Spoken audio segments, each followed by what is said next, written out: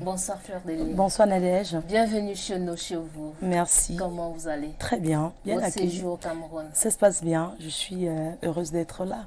Comment se portent les populations de Tchang? De Tchang. Très bien. C'est vrai que je ne suis pas encore allée au village. Mais je pars demain. Mettre Satiwe là. Au Fokwe. Merci, je mettre Satiwe. D'accord. Alors vous allez répondre par oui ou non, ou alors par vrai ou faux. D'accord. Question proposée par nos internautes. Je sais que les internautes, s'il vous plaît, soyez quand même cool avec moi. Je suis la blogueuse du peuple. Hein. Je suis la blogueuse du peuple. Vous allez apprécier certaines questions. Merci. Donc on y va. On peut y aller. Oui. C'est bon. Très bien. D'accord. Vous avez été auditionné pour outrage à la pudeur à maintes reprises au Cameroun. Ah bon? Faux. Faux. Êtes-vous pour ou contre le régime en place? Pour. Vous êtes pour le régime. On fait avec. Hein. D'accord. Vous êtes entrepreneur, par ailleurs influenceuse au web. C'est quoi une influenceuse au web? Une influenceuse, c'est une personne qui passe des messages. Qui passe des messages à travers le monde entier. Voilà, qui se fait écouter et qui peut apporter un plus, voilà, dans des ménages, partout. Voilà, je me sens influenceuse parce que j'influence beaucoup de personnes. D'accord. Quel rôle joue une influenceuse au web dans une canne? Voilà, une influenceuse web dans une canne. Oh là là, excusez-moi. Aïe, aïe, aïe, aïe. Donc, une influenceuse web dans une canne, c'est de présenter le pays, de vendre la canne, de montrer ce qu'il y a de bien, surtout le côté positif du Cameroun, de vendre le Cameroun à l'étranger, comme c'est ce que j'ai eu à faire. Je suis partie 2 fois au stade et tout, j'ai beaucoup aimé, mais bon, après c'est très compliqué d'accéder. Une influenceuse web doit parler vraiment de la canne. Qu'avez-vous fait concrètement pour notre canne? Alors, j'ai fait beaucoup pour la canne. J'ai même fait plus, hein, parce que j'aime le Cameroun. C'est mon pays, c'est le pays de cœur. Alors, ce que j'ai fait pour la canne, j'ai ramené quand même, je suis venue avec une délégation de 6 personnes. Une que les gens ont beaucoup vue, une Guadeloupéenne qui était là, elle était tellement motivée. 2 Européens, on va dire 2 Français, 2 Carteron, pardon, 2 Français. Et puis les autres, je suis venue avec 6 personnes au Cameroun pour la canne. Je pense que c'est déjà une très bonne chose parce que pour que quelqu'un aille à l'ambassade du Cameroun, prend un visa pour pouvoir vendre son pays, il faut convaincre. Donc j'ai pu convaincre quand même 6 personnes de m'accompagner au Cameroun. C'est pas rien. Donc voilà la première chose que j'ai fait pour vendre la canne. Et je me suis engagée à venir aussi. D'accord. Connaissez-vous Aline Zomobem? Oui, je la connais, oui. Êtes-vous en bon thème avec elle? Oui, aujourd'hui, je suis en bon thème avec elle. Oui. Aujourd'hui. Avant, non. Ça n'avait pas marché. Alors, ce qui n'avait pas marché, c'est que cette dame faisait passer pour ce qu'elle n'était pas. Sur les réseaux sociaux, vous savez, les gens jugent. Sur les réseaux sociaux, elle se faisait passer pour une personne de très tribale, qui n'aime pas les bamileke. Elle avait des propos très, très, très durs. Et puis, c'est quelqu'un avec qui j'ai eu beaucoup de problèmes pendant peut-être 6 ans. Et j'ai enfin eu la chance de rencontrer Aline Zomobem avant mon arrivée au Cameroun. C'est-à-dire à l'ambassade du Cameroun, j'étais là-bas comme ça par hasard. Je partais faire, voilà quoi, le bruit. Quand je suis arrivée, je l'ai rencontrée pour la première fois, il y a quelques semaines. Et elle m'a calmée en disant, viens dire bonjour à ta grande sœur.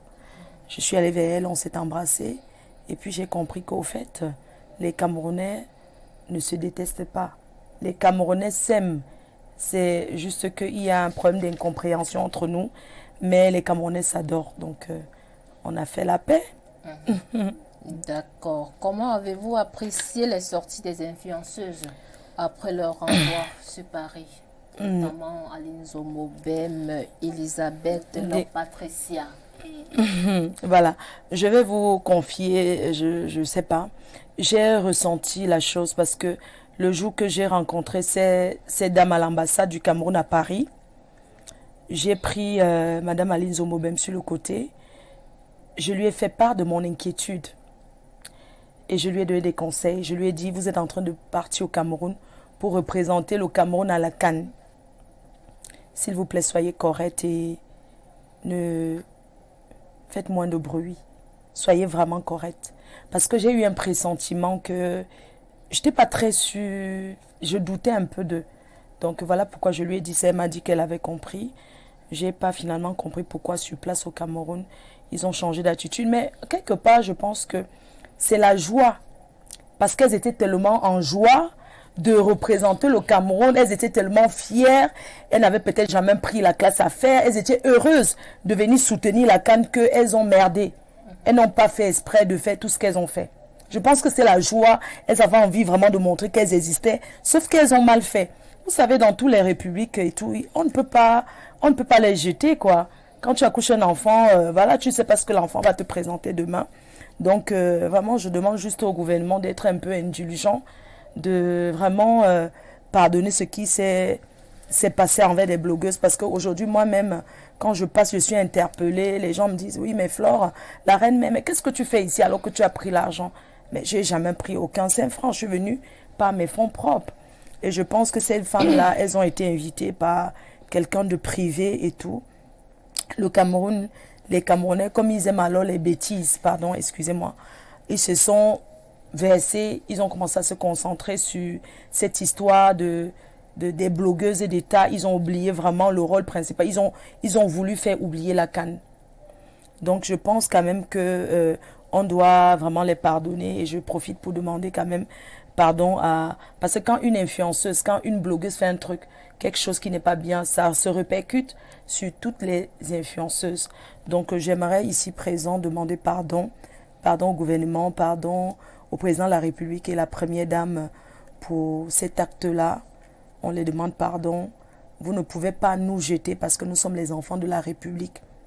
C'est vrai que tout ce qu'on vit en Europe, on ne peut pas expliquer. Il y a aussi l'histoire de vie. Parce qu'en Europe, vraiment, l'Europe n'est pas facile. Voilà pourquoi quand on arrive chez nous, nous sommes bien. Je pense qu'elles n'ont pas fait exprès de faire ce qu'elles ont fait. Elles n'ont pas fait, elles ne voulaient pas vraiment attaquer. Et que, vous savez qu'on a tous des détracteurs. Que ce soit dans la famille, parmi les amis. Et les gens ont profité de ce qui s'est passé pour ressortir leur passé.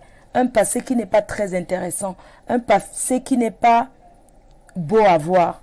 Je pense que leurs détracteurs ont profité parce que elles ont fait un tapage pas possible. Ces détracteurs sont allés piocher dans leur passé pour déposer devant le monde entier que bon, voilà les gens que vous avez invités. Regardez ce qu'elles sont. Je pense qu'elles sont aujourd'hui dans le regret parce que se faire rapatrier de son pays, c'est quand même quelque chose de très grave. Et je sais qu'elles vivent ça très mal, même si elles ne le montrent pas. Elles sont vraiment troublées parce qu'elles ne réalisent pas qu'elles se sont fait rapatrier du Cameroun. C'est très très dur à voir. Je pense qu'elles vont même suivre même les psychologues pour ça. C'est pourquoi je demande au gouvernement vraiment d'être indulgent, de leur laisser revenir au Cameroun pour la finale de la CAN. Elles viendront pour leur fonds propres, mais qu'on les laisse revenir au Cameroun. Était-ce une invitation du gouvernement? Non, je pense que ce n'était pas une invitation du gouvernement, c'était une invitation privée. Pourquoi plaider pour leur compte? Pardon? Pourquoi est-ce que vous plaidez donc pour elles? Je plaide pour leur compte parce que ça se répercute sur nous. Moi aussi, je le vis mal, même si je ne le montre pas. Quand j'ai eu une des blogueuses au téléphone, elle était en pleurs. J'ai senti leur déception, j'ai senti le regret. C'est comme si tu avais construit un immeuble que ça tombait devant toi parce que on leur a donné une chance. La personne qui leur a invité, c'était une grande chance pour eux, peut-être de rencontrer des gens. Parce que comme on dit dans la vie, la relation humaine, elle est plus importante que tout. Je pense que c'était une très grande chance dans leur vie. C'est comme la loterie que tu gagnes, mais elles n'ont pas pu gérer cette chance-là. Parce qu'une chance comme ça ne vient pas 2 fois dans la vie. Moi, je connais la personne qui les a invités. Je préfère me taire ici. C'est une personne qui a un très grand cœur, qui a aidé beaucoup de gens. Et je pense qu'elle regrette énormément d'avoir posé cet acte-là. D'accord. Comment faites-vous pour séduire ou convaincre votre clientèle? Je pense que c'est la qualité de produit. Hein. C'est la qualité. Je suis habillée par l'habilleuse boutique, ma boutique en ligne. Je pense que c'est d'abord pour convaincre le client, c'est la qualité. Est-ce que vous mettez en avant le vêtement? Je mets en avant tout. Ça dépend, je peux vendre cette bouteille d'eau là tout de suite. Donc, je suis une bonne commerçante. Que pensez-vous des professionnels de sexe? Les professionnels de sexe, je pense que tout le monde a un rôle dans la société, hein. Je ne peux pas juger les professionnels du sexe. Ils ont leur rôle d'être professionnels du sexe. Ils ont choisi ça. D'accord. Quels sont les inconvénients que vous rencontrez dans le quotidien? en tant qu'influenceuse? En tant qu'influenceuse, les inconvénients, franchement, on fait avec tout, hein. Les personnes qui vous jugent sans vous connaître, les personnes qui vous salissent, qui font des montages sur vous. Mais quand on est influenceur ou influenceuse, on doit s'attendre à ce genre de choses, quoi. Voilà. Donc, voilà, je passe sur certaines choses. Fleur de Lille, êtes-vous une vendeuse de piment? Franchement, j'ai jamais vendu le piment. Je ne sais pas ce que c'est qu'une vendeuse de piment, hein. Je ne sais pas ce que c'est. Que ce soit moi ou mon entourage et tout. Pourquoi on vous colle donc cette étiquette? Ben, on me colle cette étiquette peut-être parce que Les allures? Les allures. Et puis, pas ça. J'ai eu une amie à l'époque. C'est elle qui m'a même voilà, rendue, on va dire, clasheuse. J'avais mes photos en lingerie, comme les femmes aiment bien se filmer en lingerie et tout. Je le gardais dans mon portable pour séduire mon homme. Et puis un jour, je lui ai donné le code de mon ordinateur. Elle est entrée, elle m'a vu en lingerie. Elle a balancé sur les réseaux sociaux.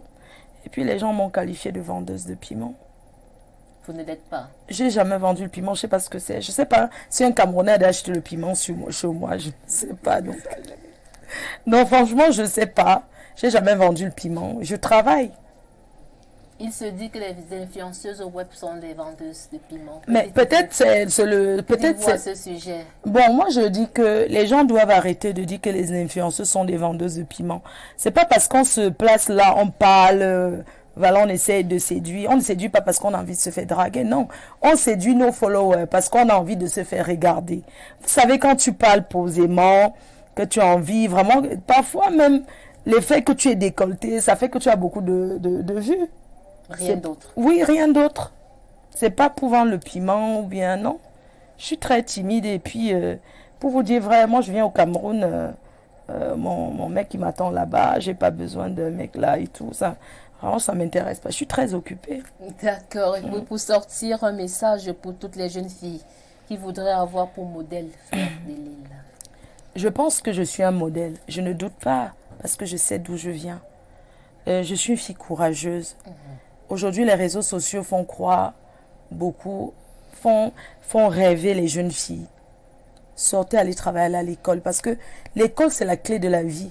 Nous n'avons pas peut-être eu la chance d'aller à l'école parce qu'on n'avait pas des gens pour nous motiver. Peut-être on n'avait pas des parents qui avaient un peu des moyens. On nous renvoyait pour un crayon, pour la doise, pour des trucs. On avait peut-être des oncles pour nous payer l'école. Je ne sais pas. On a vécu beaucoup de choses. Donc, la clé de la vie, c'est l'école. Je pense que la jeune fille, son premier, ça dit que doit d'abord penser à aller à l'école. Parce que, regardez, je suis sur votre plateau. Je parle comme ça, je me dis, bah, même si j'ai fait les fautes, c'est pas grave. C'est pas grave parce que je n'étais pas à l'école. Donc, vraiment, il faut aller à l'école. Parce que les jeunes filles ne doivent plus rêver de rencontrer les milliardaires. Parce que même le milliardaire... Parce que même le milliardaire a besoin d'une intellectuelle. Rencontrer un milliardaire? Non, c'est pas mon rêve. Non, c'est pas mon rêve. Vous n'avez jamais rêvé? Non, j'ai jamais rêvé. C'est bizarre, j'ai jamais rêvé. C'était quoi votre but? Aller à Paris? Non, pas aller à Paris, non. C'était quoi votre but? Le but du voyage? Le but du voyage, déjà, je ne suis pas partie pour aller à Paris. Je suis partie du Cameroun pour l'Allemagne. Oui. Et ma copine qui m'avait motivée à voyager, elle m'a abandonnée à Charles de Gaulle. Elle n'est pas venue me chercher. Vous imaginez un peu le regret. En 2000, le froid, il n'y avait pas de téléphone. Il fallait mettre l'argent à la cabine pour appeler. Elle m'a abandonné à l'aéroport. Elle n'est jamais venue me chercher. Alors que quand elle arrivait au Cameroun, j'étais bien.